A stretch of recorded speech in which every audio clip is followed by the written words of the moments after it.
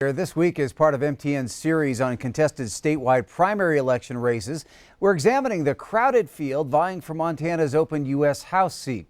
Tonight, Chief Political Reporter Mike Dennison gives us a closer look at the Republicans running for this seat, all 6 of them.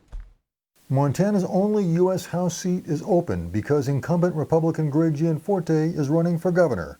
6 Republicans are trying to succeed him, and the one to beat in the June 2nd primary is State Auditor and Insurance Commissioner Matt Rosendale.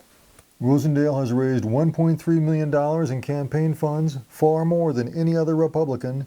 He's been endorsed by President Trump, and he's already running TV ads touting that endorsement and his conservative credentials. Rosendale says while the coronavirus has shut down traditional campaigning, he's been busy doing the job of auditor, overseeing health insurers during the crisis. I am thoroughly convinced that as long as I do a good job at the office that the people of Montana elected me for, that they will continue to give me the support that they have previously and push me forward as the nominee for the United States Congress. But his primary opponents note that Rosendale lost the 2018 race to Democratic U.S. Senator Jon Tester despite a Trump endorsement, and say he's not the best GOP bet to retain this seat.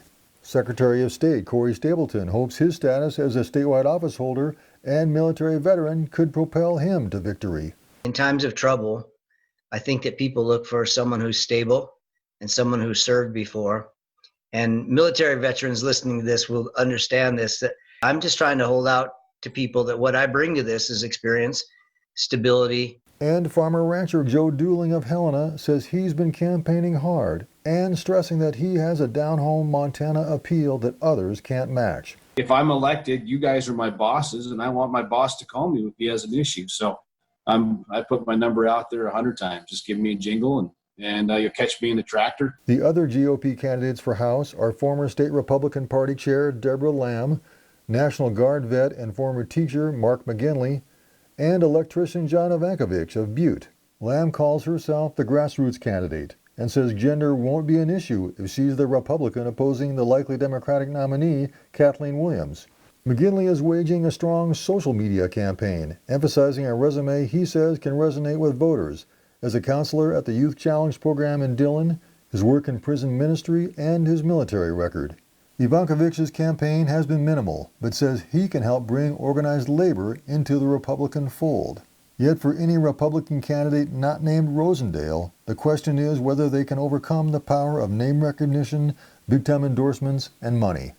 Is Rosendale the best bet for Republicans to hold on to this seat? Or might someone else emerge from this 6-way scrum and win the primary? GOP voters start deciding this weekend when mail ballots go out. Reporting from Helena, Mike Dennison, MTN News. And as Mike mentioned, those ballots for Montana's June 2nd primary election heading to the mail this weekend.